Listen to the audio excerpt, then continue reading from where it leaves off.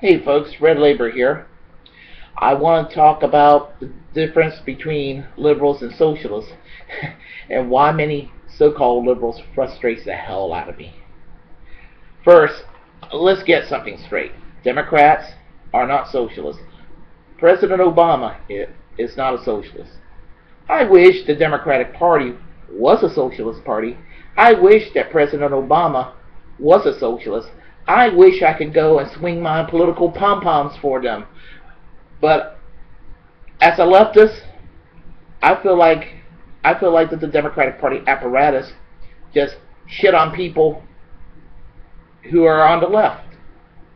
I saw how Rahm Emanuel, the former chief of staff, treated progressives in the House and in the Senate when it came to health care reform, when they were trying to push for single payer or at least a strong public option.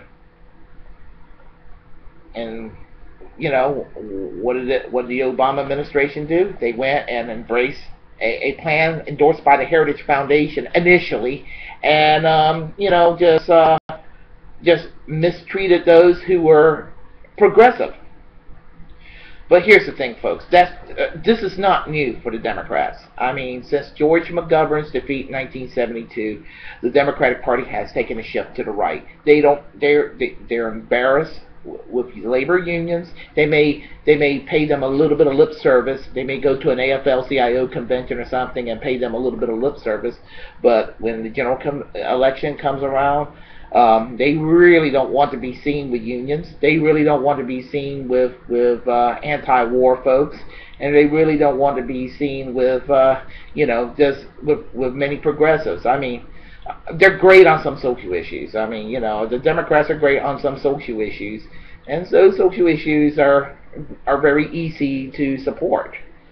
But when it really comes down to standing up for the poor middle class in terms of policy, and standing up against the worst excesses of our foreign policy, and standing up for real civil liberties, the Democratic Party seems to find ways to let those of us on the left down.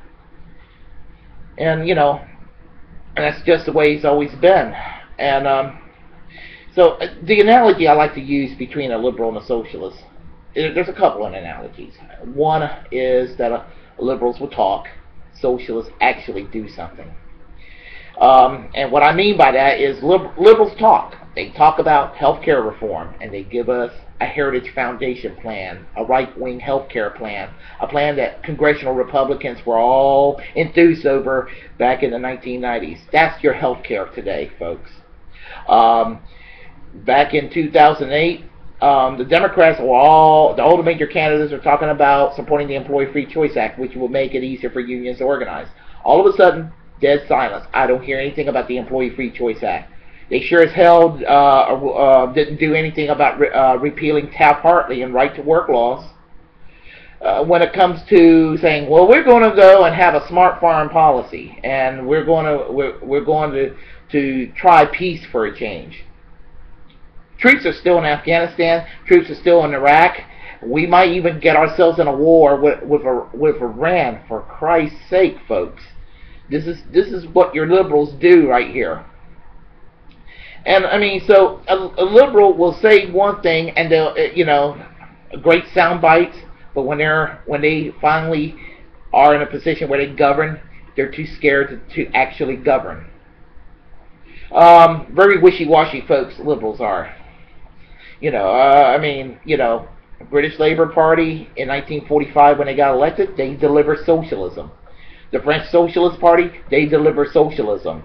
The Swedish Social Democrats, they deliver socialism. I mean, and I could go on and on. I mean, the Cooperative Commonwealth Federation in Canada, that became the new Democratic Party of Canada, although a strong third party, they were influential enough to actually affect policy and shift Canada to the left. And good for them. This is good politics, folks. But Democrats in this country don't do this, and part of the reason is they're not even a vaguely progressive party. They act as a default center-left force, but they really are not.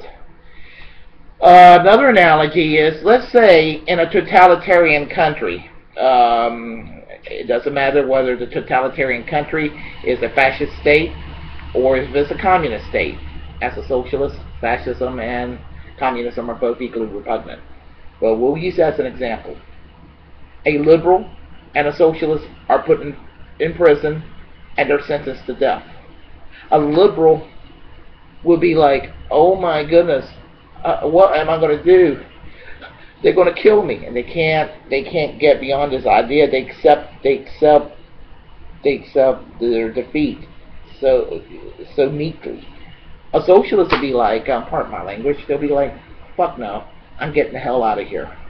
So 99 times out of 100, that socialist would probably be executed anyway for trying to escape, but there's that one chance he will escape. The liberal, on the other hand, would get executed anyway because that liberal couldn't think outside the box and think, well, maybe there's a way out of this. And the thing about it is, many liberals in this country are cowards. I am not talking about Dennis Kucinich, Russ Feingold, the late Paul Wellstone, Howard Dean, Maxine Waters, Barney Frank. Those liberal Democrats, they're what we need in this country. They don't put up with any crap. But the problem with the Democratic Party are people like Hillary Clinton, Bill Clinton, Joe Lieberman, Al Gore, Harold Ford, Dianne Feinstein, and Barack Obama. All these folks are affiliated in some way or form with the Democratic Leadership Council, an organization that was created to try to not repeat another George McGovern loss. And so because the Democrats fear losing elections, they decided, well, we're just going to have to just act like the progressives don't exist. So that's what they do. Bill Maher himself said it in the United States and in places like France. France, you call yourself a socialist, no big deal. You call somebody a liberal in America, John Kerry, 2004, he'll go and get an orange vest and an elephant gun and start shooting things in the woods and make sure there are camera people showing that he's a real man's man. He's not no liberal. Pow, pow, pow. I can shoot things. I'm not a liberal. Well, as a man from North Carolina, I remember the 2004 election for the Senate. Erskine Bowles. He went on TV and said, I'm a different kind of Democrat. These Democrats, they just act like they're ashamed to be Democrats. It really boggles the mind.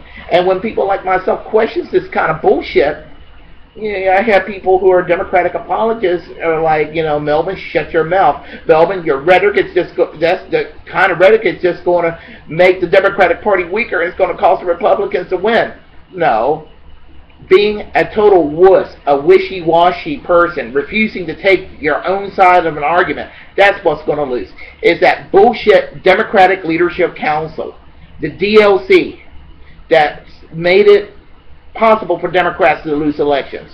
And what you need to do, Democrats, those who are good Democrats on the left, you need to transform the Democratic Party and make the Democratic Party a fighting progressive party, a party that's not afraid to stand up for unions, a political party that's not afraid to stand up for single-payer health care, a political party that stands for women's rights, a political party that's not ashamed of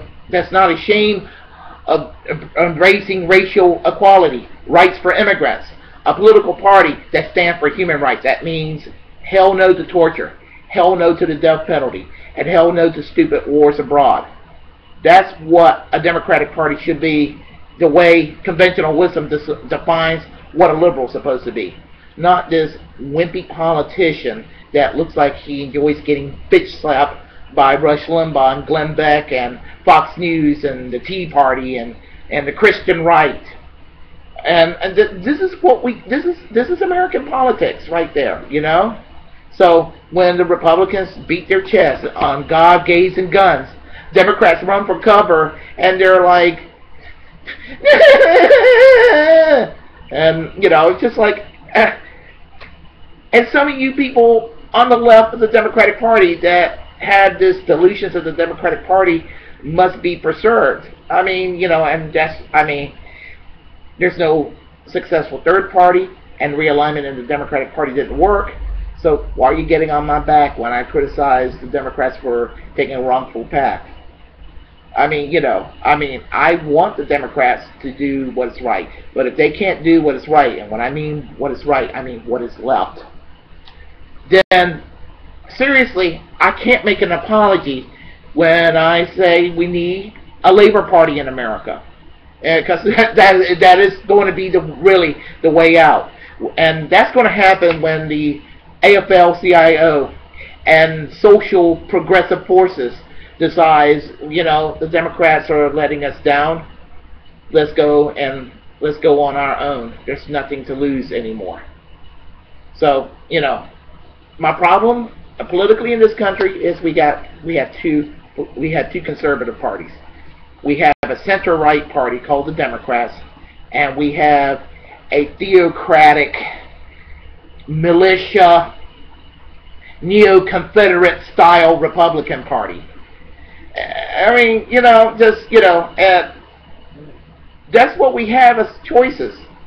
And the left, they're going to be weak if they don't stand up for themselves. So if you're a liberal, a real liberal, not one of those wishy-washy types, but if you're a bona fide progressive, this is not an attack on you. But it sure as hell is an attack on those wishy-washy, wimpy Democrats that refuse to take their own side in their argument. You folks are